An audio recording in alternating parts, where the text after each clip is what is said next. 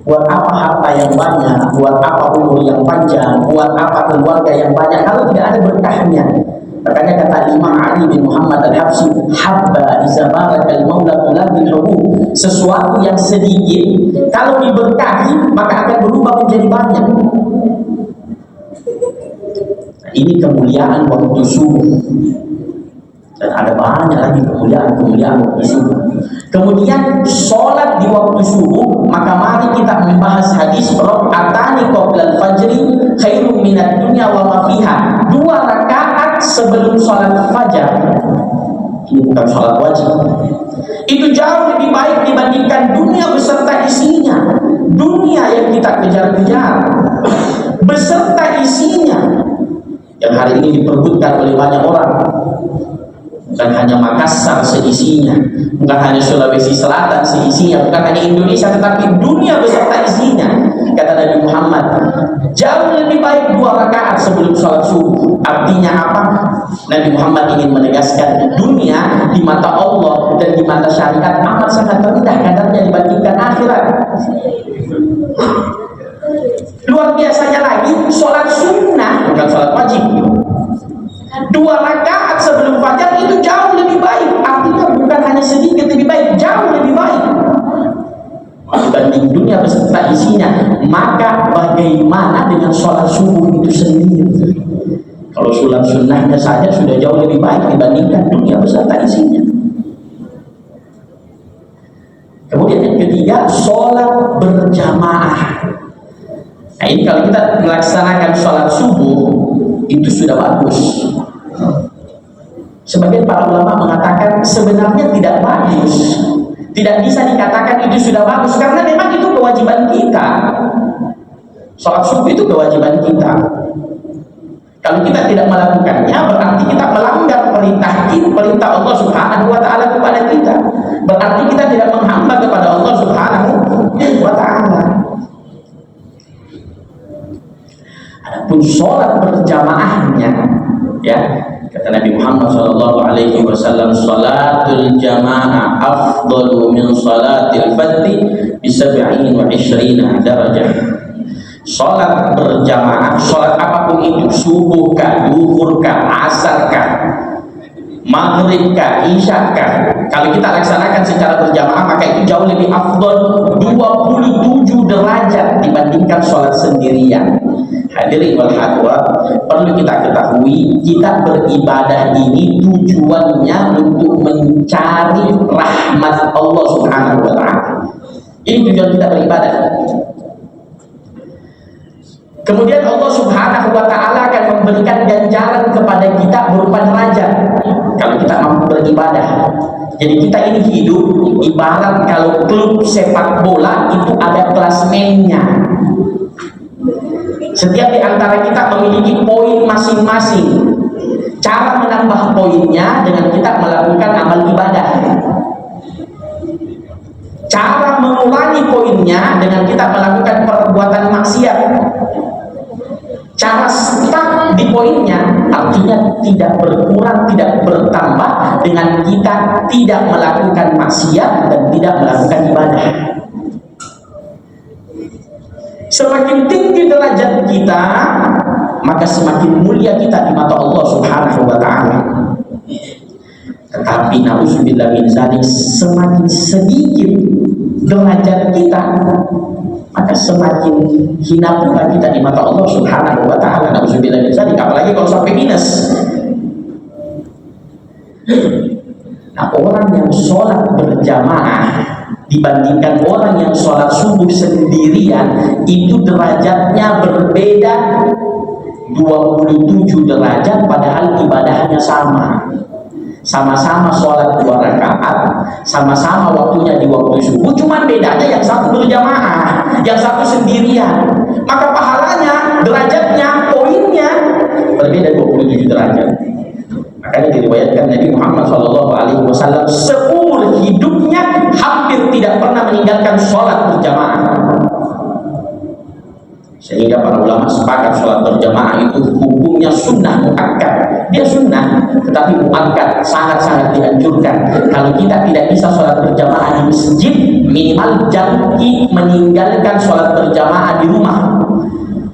Bahkan saya ingat pesan guru saya, Syekh Abdurrahman bin Abdullah Al-Muhdar, beliau mengatakan, kalau engkau tidak menemukan orang untuk engkau ajak sholat berjamaah, ajak dia. Kalau dia tidak mau, minta tolong kepada dia, bahkan walaupun engkau harus mengeluarkan uang 100.000 atau bahkan lebih, karena derajatnya sangat tinggi.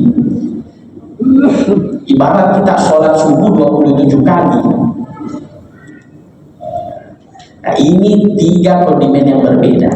Selain itu ternyata sholat subuh itu sendiri banyak hadis-hadis yang meriwayatkan tentang keutamaannya. Di antaranya sebuah hadis yang diriwayatkan di dalam kitab Riyadhus Shalihin, sebuah hadis yang diriwayatkan oleh Sayyidina Utsman bin Affan, ya, menantu Rasulullah Shallallahu Alaihi Wasallam, sekaligus Khalifatul Muslimin yang ketiga. Ya, beliau mengatakan, sami'tu Rasulullah Shallallahu Alaihi Wasallam yaqulu man shalla al-isya fi jama'ah faka'anna maqama nisfal lail wa man shalla as-subh fi jama'ah faka'anna maqama al-laila kullah.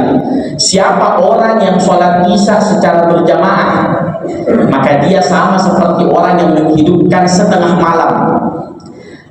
Dan siapa yang kemudian melanjutkan dengan melaksanakan sholat subuh secara berjamaah, maka dia dianggap seperti orang yang menghidupkan satu malam. Jadi kita ini umat Islam bersyukur sekali, kita dimudahkan oleh Allah Subhanahu wa Ta'ala untuk mendapatkan amalan yang besar untuk mendapatkan pahala yang besar dengan amalan yang remeh.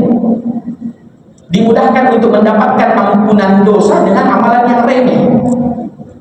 Kita kalau setiap malam mau sholat tahajud, rasa-rasanya berat bagi orang yang baru ingin memulai. Maka kita dipermudah untuk bisa mendapatkan pahala yang sama. Caranya 2. Yang pertama, sholat subuh berjamaah. Yang kedua, sholat subuh berjamaah. Sama seperti orang menghidupkan satu malam. Jadi kalau setiap hari kita istiqomah melakukan ini, insya Allah kita dianggap menghidupkan setiap malam.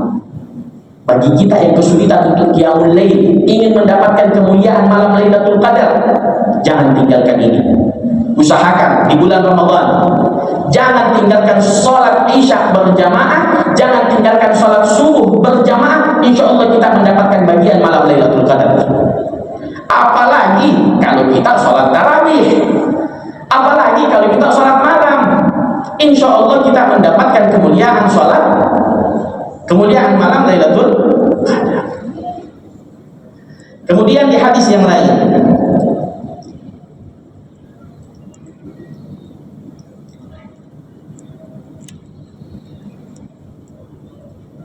dari sahabat Abu Hurairah radhiyallahu anhu bahwasanya Rasulullah Shallallahu Alaihi Wasallam bersabda, walau ya'lamuna ma fil atmati wasubhi la'atuhuma walau habwan. Seandainya manusia tahu apa yang ada di waktu malam dan apa yang ada di waktu subuh, maka mereka akan berebutan untuk mendapatkannya walaupun harus merangkak dari rumahnya. Ini masalahnya kita tidak tahu ini. Kita masih ditutup hijabnya oleh Allah Subhanahu wa Ta'ala. Seandainya Allah buka hijabnya dan kita diperlihatkan apa sih sesuatu yang Allah berikan di waktu malam dan apa yang Allah berikan di waktu subuh, maka kita akan rela meninggalkan rumah kita bahkan dengan merangkak. Artinya bahkan dalam keadaan sakit.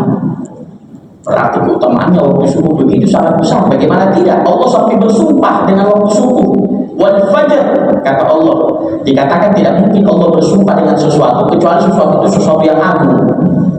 Makanya ada beberapa waktu yang Allah bersumpah dengannya, dan waktu-waktu itu menjadi info bagi kita kalau memiliki kedudukan yang tinggi di sisi Allah. Di antaranya wal fajr, demi waktu fajar, berarti tanda waktu fajar memiliki kemuliaan di sisi Allah. Wal duha, dan demi waktu duha, tanda berarti waktu duha memiliki kemuliaan di sisi Allah Subhanahu wa Ta'ala. Walayalin ashar, dan demi 10 malam. para ahli tafsir sepakat 10 malam yang dimaksud adalah 10 malam pertama dari bulan Zulhijjah, berarti memiliki kemuliaan.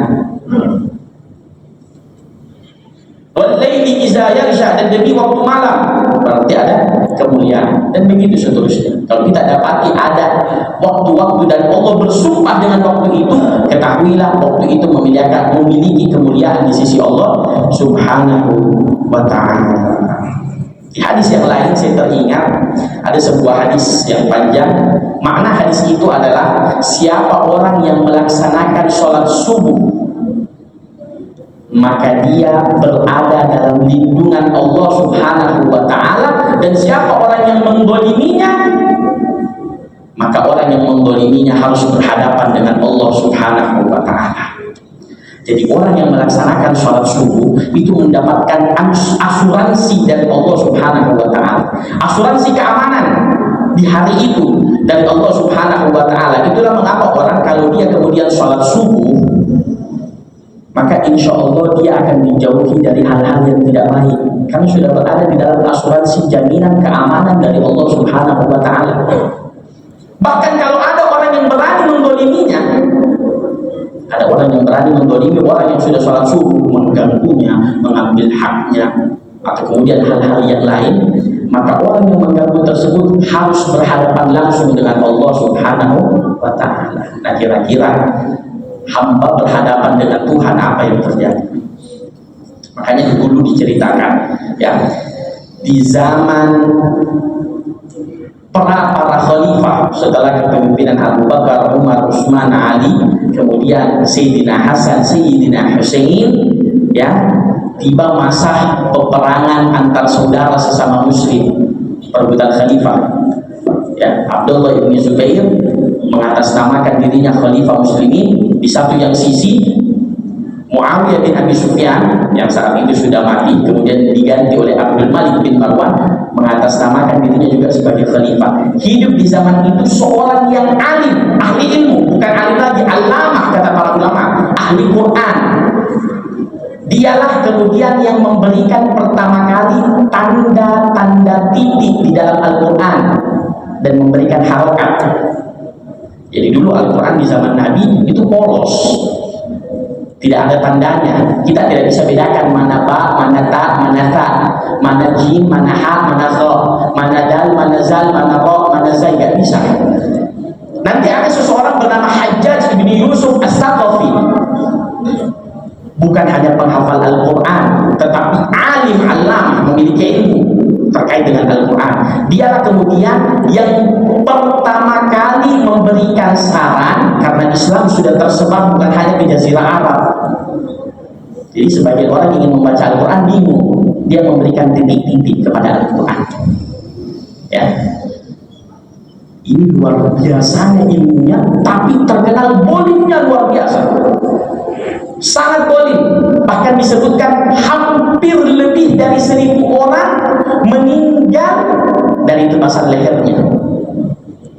Dolimnya luar biasa, ya, termasuk masa yang paling dolim. Bahkan pernah menghancurkan Ka'bah. Hajjaj bin Yusuf ini pernah menghancurkan Ka'bah di zaman Abdullah bin Zubair, dan kemudian memenggal Abdullah bin Zubair di depan Ka'bah.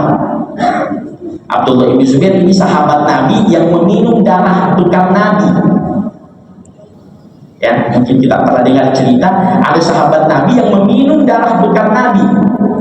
Diperintahkan oleh Nabi, Nabi sudah bekam, kata Nabi memanggil Abdullah bin Zubair yang saat itu masih kecil, Abdullah, buanglah darah ini di tempat yang tidak bisa dilihat oleh manusia. Abdullah pergi, dia berpikir di mana tempat yang tidak bisa dilihat manusia, maka dia minum darah itu. Kembali kepada Nabi, kemudian Nabi bertanya, la'allaka tashrab ya Abdullah, jangan-jangan engkau minum darah itu. Kata Abdullah bin Zubair, bala ya Rasulullah, betul ya Rasulullah. Maka Rasulullah mendoakan, ya Allah, jauhkanlah jasadnya dari api neraka dan jauhkanlah api neraka darinya. Dibunuh oleh Hajjaj bin Yusuf. Dan ini Hajjaj bin Yusuf, katanya di dalam riwayat, dia kalau mau bunuh orang, dia tanya dulu, orang ini sudah sholat subuh secara berjamaah atau belum? Kenapa? Karena mengingat hadis Nabi, dia memiliki ilmu.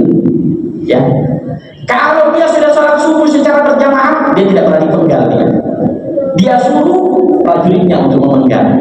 Tapi kalau orang itu tidak sholat subuh, dia akan penggal dengan tangannya sendiri. Artinya sholat subuh akan mendapatkan jaminan keamanan dari Allah Subhanahu wa Ta'ala. Makanya orang yang sholat subuh, insya Allah hidupnya enak, hari itu hidupnya akan enak. Dia bangun dengan mood yang bagus, hatinya akan legowo. Tapi orang kalau sudah tidak sholat subuh, maka insya Allah hidupnya juga akan susah, banyak kesumpahan, ya. Rasa-rasanya bangun kok tidak ada semangat hidup, karena memang keberkahan waktu subuh itu ada. Oleh karenanya hadirin wal hadirat yang dirahmati oleh Allah Subhanahu wa Ta'ala, ini sebuah contoh bagi kita. Kalau sholat subuh saja fadilahnya seperti ini, bagaimana dengan sholat-sholat wajib lainnya? Dan setiap sholat itu memiliki faedah dan keutamaan yang berbeda-beda. Bagaimana dengan kemudian ibadah-ibadah sunnah yang lainnya? Mumpung kita masih berada di bulan Ramadan. Biasanya kita ini kalau bulan Ramadan semangat ibadah kita berkoar-koar. Yang tidak pernah sholat di masjid, sholat di masjid. Yang tidak pernah sholat berjamaah, jadi sholat berjamaah. Maka mumpung kita berada di bulan Ramadan, mari kita bertekad sama-sama. Ibadah-ibadah yang sudah kita bisa lakukan di luar bulan Ramadan, kita tingkatkan. Kalau kita sudah setiap hari sholat subuh berjamaah di masjid, kita istiqomahkan, minta sama Allah supaya dimudahkan untuk istiqomah sampai akhir hayat. Kalau kita belum mampu, maka kita tekad, mulai Ramadan ini saya akan istiqomah 30 hari sholat subuh berjamaah. Belum bisa di masjid, minimal di rumah bersama keluarga. Ya, jangan sampai kita ini termasuk orang tua yang kalau membangunkan anaknya untuk sekolah, kita bangunkannya kenceng. Tapi bangunkan anaknya sholat subuh tidak kenceng. Kita lebih peduli dengan urusan dunianya dibanding urusan akhiratnya. Ada beberapa orang tua yang kalau sholat subuh itu peduli, tidak peduli, sholat ya sholat, tidak sholat ya tidak sholat. Tapi kalau urusan sekolah dimarah-marahi anaknya kalau tidak bangun.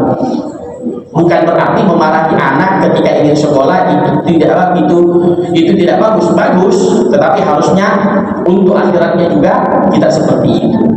Ya, kita tekadkan agar supaya apa amal ibadah yang bisa kita lakukan, kita istiqomahkan 30 hari di bulan Ramadan. Insya Allah keluar dari bulan Ramadan, maka kita akan istiqomah melakukannya.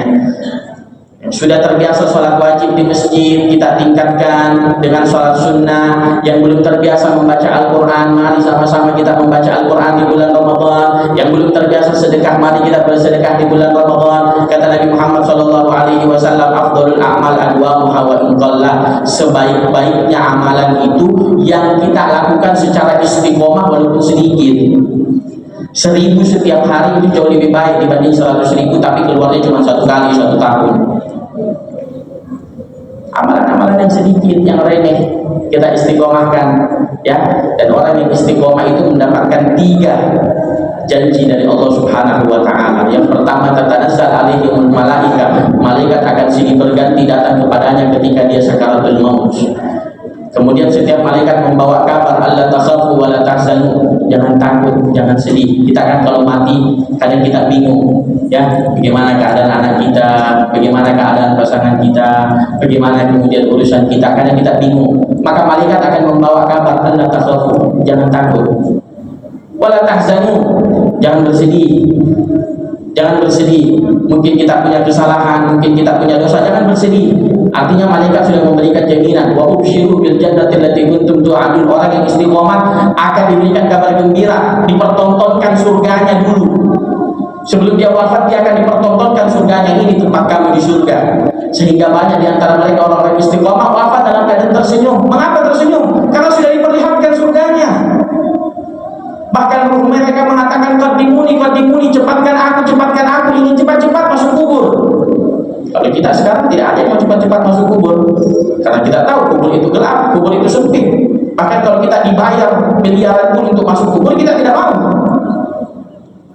Tetapi orang yang istiqomah ruhnya akan mengatakan, qadimuni, tidak mau lama-lama, ingin cepat-cepat masuk kubur. Kenapa? Karena tahu di alam kubur yang mereka dapatkan adalah nikmat, yang mereka dapatkan adalah kemuliaan dari Allah Subhanahu wa Ta'ala. Kemudian Allah lanjutkan, nahnu awliya'ukum fil hayatid dunya. Kami para malaikat akan menjadi wali-walimu di kehidupan dunia. Malaikat akan menjamin urusannya.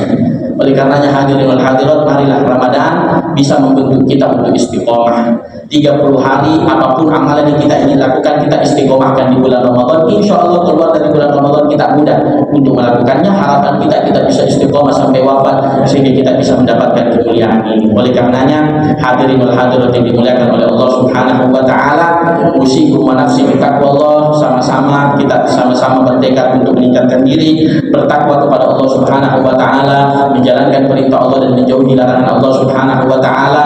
Mari sama-sama kita berdoa agar supaya Allah Subhanahu wa taala jadikan Ramadan ini menjadi Ramadan yang bersisi mulia di sisi Allah Subhanahu wa taala, yang dapat meningkatkan amal ibadah kita di sisi Allah Subhanahu wa taala, meninggikan derajat kita di sisi Allah Subhanahu wa taala. Ramadan yang membawa pengampunan atas dosa-dosa dan kesalahan-kesalahan kita.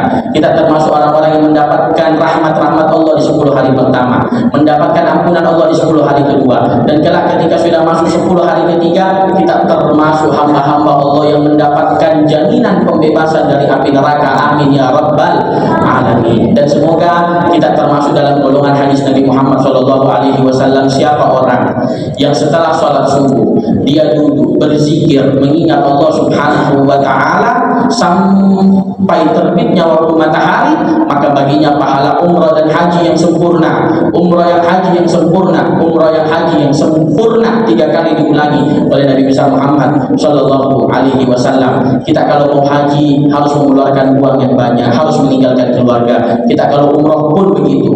Sampai di sana belum tentu haji kita sempurna, belum tentu umrah kita sempurna. Tetapi Rasulullah dan Allah menyiapkan bagi kita pahala umrah dan haji yang sempurna, yang sempurna, yang sempurna. Dengan syarat setiap habis subuh kita tidak langsung meninggalkan tempat berzikir mengingat Allah, berzikir dengan tasbih, tahmid, atau dengan menghadiri pengajian seperti ini, maka bagi kita pahala umrah dan haji yang sempurna, yang sempurna, yang sempurna. Semoga Allah Subhanahu wa taala pandang kita dengan pandangan rahmatnya, pandang kita dengan pandangan maghfirahnya. Allahumma ja'al jam'ana hadza jam'an marhuma wa tafarruqana min ba'dihi tafarruqan ma'suma wa la taj'alna fina wa la minna syadiyan wa la mahruma. Wa sallallahu ala sayyidina Muhammad wa alihi wa sahbihi wasallam. Alhamdulillahi rabbil alamin. Wabillahi taufiq wal hidayah. Wassalamu alaikum warahmatullahi wabarakatuh.